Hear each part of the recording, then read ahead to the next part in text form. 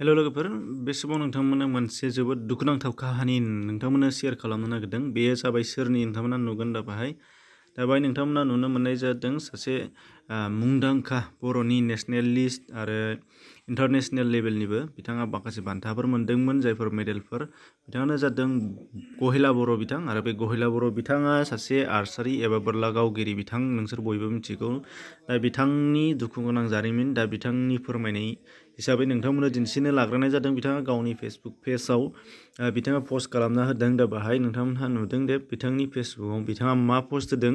दिनैनि दिनाव बेखौ नोंथांमोना गोबां नुबायबो जानो हागौ, नाथाय जायफ्रा नुवाखै नोंथांमोना मिथिना लागोन एबा नुदोंबाबो नाय, बिनि उनावहाय लास्टआव बिनि आङो रिमार्क्स माखासे नोंथांमोननि सिगाङाव शेयार खालामगोन। दा बाहाय दङ जे गुड मर्निं माय अल्ड फ्रेन्ड्स, नोंथांमोननाव आं दिनै फंसे सोंलु सोंनो लुबैदों। बे सावगारियाव नुनाय मेडेलफोरा माबाफोर भेलु दंना, आरो दंब्ला माबोरै दं? नाथाय आं सानो जोंनि आसाम आरो बिटिआरआव बेनि जेबोनो भेलु गैया आरो गोबां सुबुंफोराबो बुंबाय। बिदिखायनो आथिखालाव जोंनि जायगायाव आर्सारिखौ रावबो सोलोंनो आरो नाजानो गोसो गैला। बेनि गुबै जाहोना मा जानो हागौ?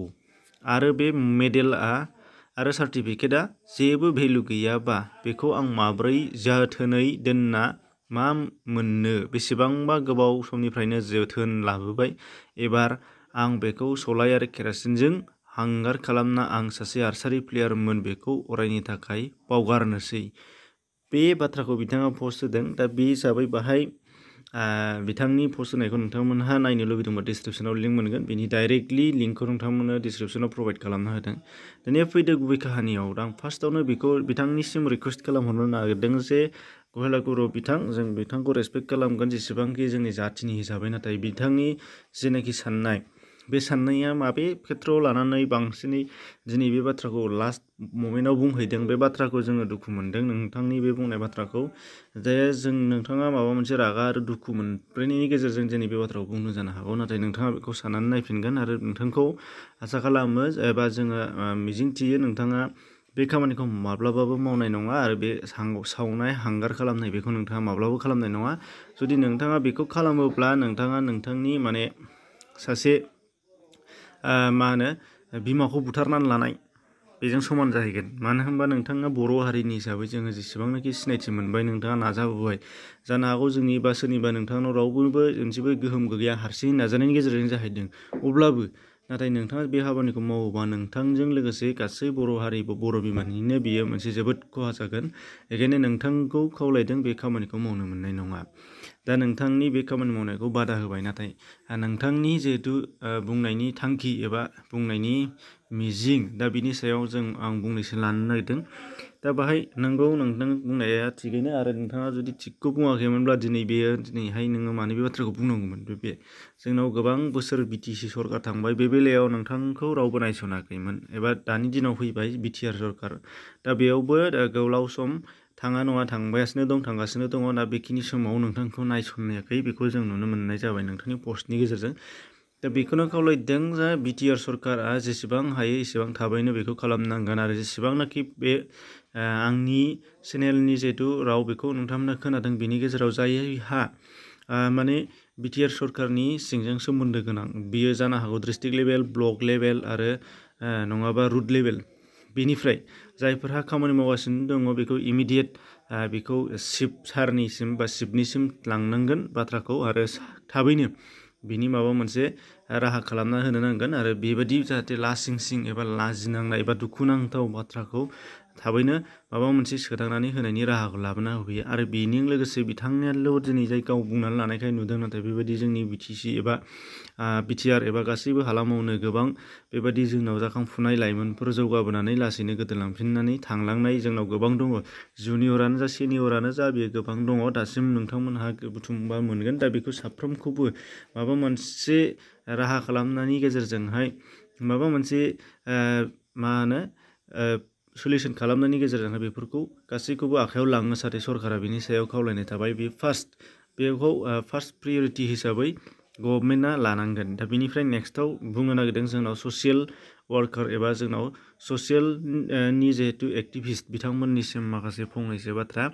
दा मोनसे हारिनि मोजां मानसिफोरखौ बा सुबुं सम्पदफोरखौ जोङो बुथुमनांगौआ जाथि हिसाबै जोंहा सरकारखौल' आसा खालामनानै जाया, बेवहाय जातीय संगठनाबो थानो हागौ एबा जातीय राजनितिक पार्टिफोरबो थानो हागौ।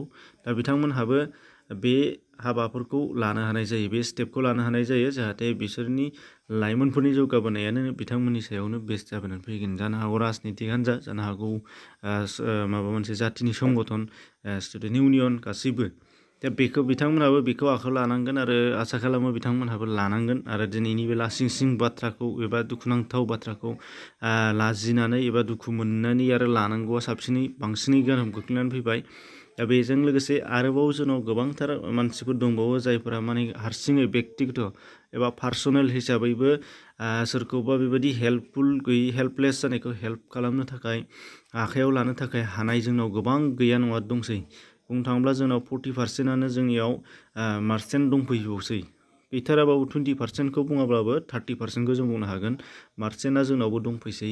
गोबां धोनि मानसिफोर दंसै, गोबां लिंकमेन गोनां मानसिफोर दंसै, गोबां गोजौ थाखोनि मानसिफोरजों लेनदेन खालामनो हानाय, गोबां स्पर्ट्सआनो जा, इडुकेसनानो जा, इक'नमिकआनो जा, गासैबो फारफ्रोमबो बिथिङाव जोंनाव माखासे बिथिङाव गावबागाव कानेक्सन गोनां मानसिफोर दंसै। दा बिथांमोनहा बेखौ आखायाव लानो नांगोन, जाहाथे बिनिफ्राय आरोबो जों माबा मोनसे साबसिन बिथांजों लोगोसे जोंनि फिउचारनि लाइमोनफोरखौ जों बोखांबोनो हायो। बिनि थाखाय दा बेखायनो पार्सनेलिबो बेक्तिगतबो गोबाङानो स्टेप लानो हागोन, जोंनाव दङ, बिथांमोनहाबो लानांगोन। सोरबा नङा सोरबा सासेया नायसननो नांगोन। बेनिफ्राय आरो दंबावो जोंनिया गामि ओनसोलाव एबा ससाइटि हिसाबै जोंना बिथांनि गामिनिफ्रायबो जा हायो माबा मोनसे स्टेप लानो हागोन। हमनानै ला फिसा एगजामपोल हिसाबै गामिनिफ्रायनो जुदि फोरोंथाइ होनो बिथांखौ टिचार हिसाबै लायोबा एगजामपोल, बेखौ लायोबा गामिनिफ्रायनो जुरिलांजागोन। प्राइमारिनिफ्रायनो सिनियर जुनियर जालांनानै जिहेथु हाइ लेभेलसिम सौहैयो, बेखायनो फिसा गामिनिफ्रायबो स्टेप लानो हागोन। दा बेबायदि गोबां अपसनफोर दङ, नाथाय बिथांनियाव बेफोर अपसननि मोनसेबो अपसना हाबाखै। दा बेखायनो दुखुनि बाथ्रा, बिथाङा बेखौ सेयार खालामनो गोनां जादों। दा बेखायनो आसा खालामो फैबाय थानाय दिनाव मोनफ्रोमबो बिथिंनिफ्राय बेखौ लागोन, गामियानो जा, संगठनानो जा, जाथिनि आफादानो जा, राजनितिकआनो जा एबा गभर्नमेन्ट लास्टआव बिथांमोनहा बेखौ आखायाव लाथारनांगोन। नङाब्ला बियो जोंनाव गोबां जोंहा लस जालांगोन, गोबां खहा जालांगोन आरो बे खहाया जोंनि इयुन जोलैफोरनि थाखाय मोनसे गोसोम पिकचार जानानै थागोन आरो माने सुफुंखौ हायै गोसोम पिकचार जानानै थागोन। बेखायनो बेखौ जोङो जाहाथे जाहोआ, बेनि थाखाय साफ्रोमखौबो खावलायनाय थादों आरो खेबसेबाव गहेला बिथांनिसिम रिकुवेस्ट खालामहरदों, जाहाथे बियो गाव जेखौ बुंदों बे खामानिखौ जाहाथे मोगथां महर होआ, बेखौ बिथांनिसिम गले गले आखाइ खबजबनानै खावलायहरनाय जाहैदों। दा आरो बेजों लोगोसे बेफोर बाथ्राफोरखौ जोङो साफ्रोमनिबो गोसोआव सोनानै होनो थाखाय आं खावलायदों। साफ्रोमबो मोनफ्रोमबो निउस पर्टेलानो जा एबा जोंनि इउटुब चेनेल बा बिगोमाफोरानो जा, साफ्रोमबो मोनसे मोजां आइडियानि गेजेरजों, मोनसे मोजां साजेसननि गेजेरजों जाहाथे भिडिअ खालामनानै स्प्रेड खालामो। दा बेखायनो नोंथांमोनखौबो खावलायहरनाय जादों। आंनि जेसेबांनाखि लोगो नोंथांमोन दङ, दा नोंथांमोनखौबो खावलायहरनाय जादों।